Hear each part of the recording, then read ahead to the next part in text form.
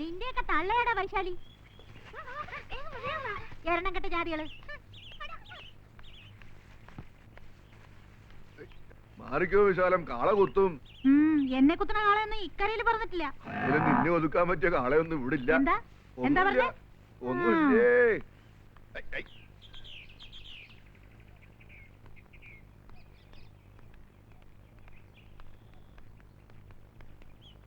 എന്താ മാളു?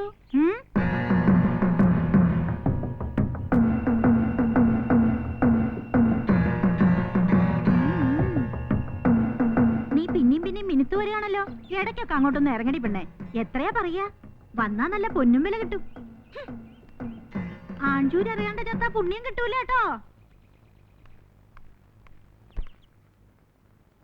അയ്യോ എന്റെ രാജപ്പാ, നീ ആകെ മെലിഞ്ഞു പോയല്ലോ. ഞാൻ നോയിക്കോളാന്ന് എത്ര പറഞ്ഞതാ അമ്മച്ചിയോട്.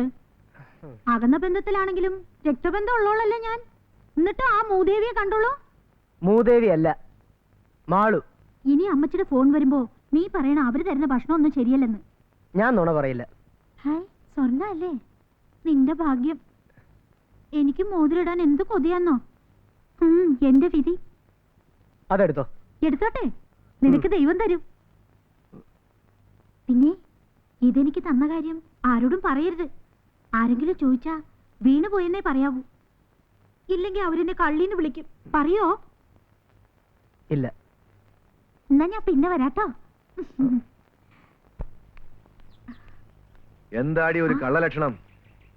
താൻ ഇവിടുത്തെ കാര്യസ്ഥനാവും, പക്ഷെ ഞാനേ ഇവിടുത്തെ വകയിലൊരു ബന്ധുവാ. നീ ഓരോ പ്രാവശ്യം വന്നു പോകുമ്പോഴും ബംഗ്ലാവെന്ന് ഓരോന്ന് കാണാതെ പോവും. നിലവിളക്കും ചെപ്പുകൂടവും എങ്ങനെയാടി ഇതൊക്കെ ആരും കാണാതെ കൊണ്ടുപോണേ? താന്റെ വായിന്ന് കേൾക്കും. മാറി നിൽക്കണോ മോളെ, കുമാരനോട് വേണ്ട.